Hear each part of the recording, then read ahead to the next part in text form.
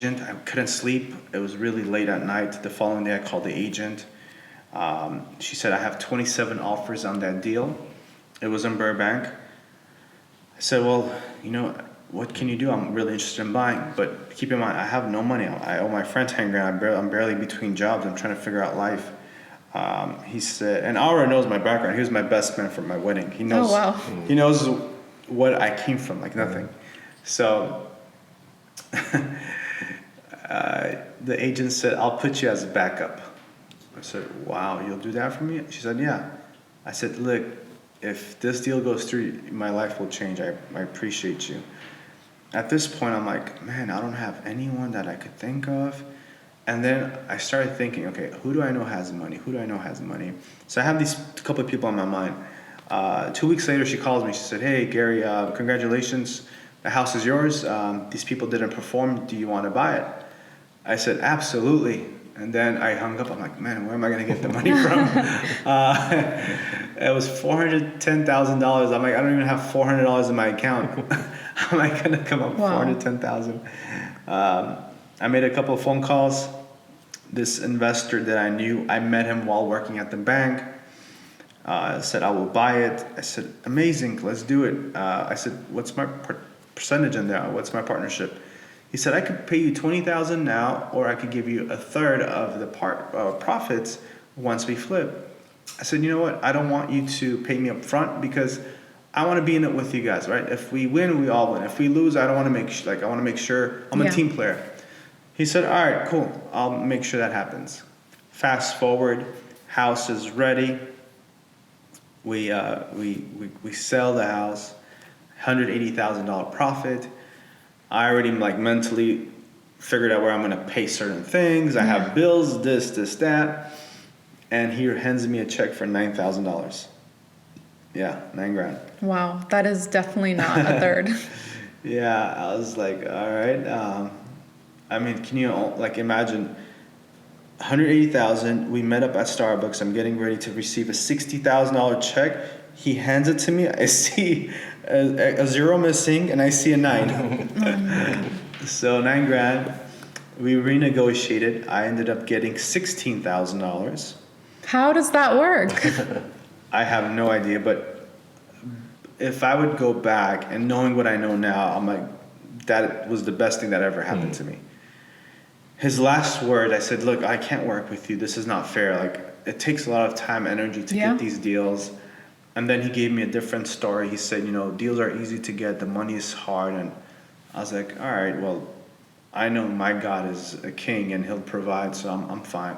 And I said, you know what? I'm not going to work with you anymore. Thank you for this opportunity. I appreciate it.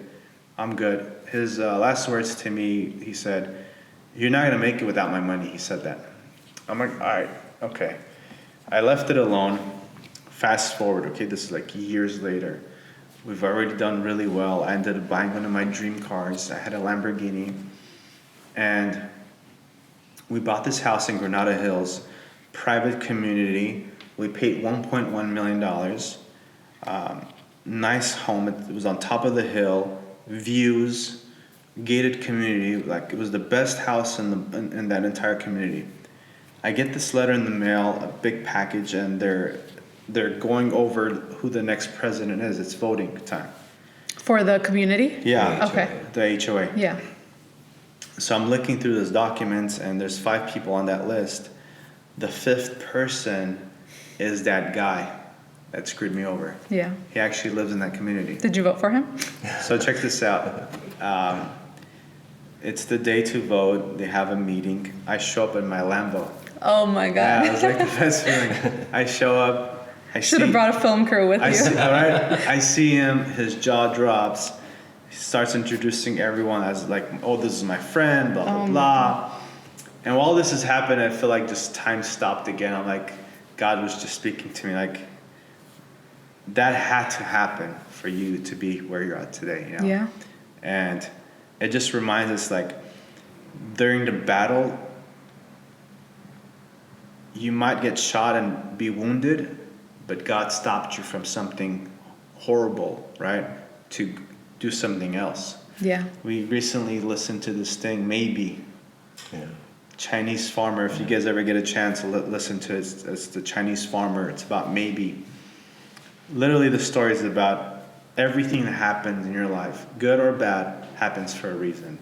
And it kind of directs you to where you're supposed to be today. It's an amazing story. If you guys ever get a chance to listen to it, it's pretty powerful. Yeah. Yeah, I believe that for sure. There's a reason why you're being held back, whether it's a change or whether you're being protected from something else, something worse.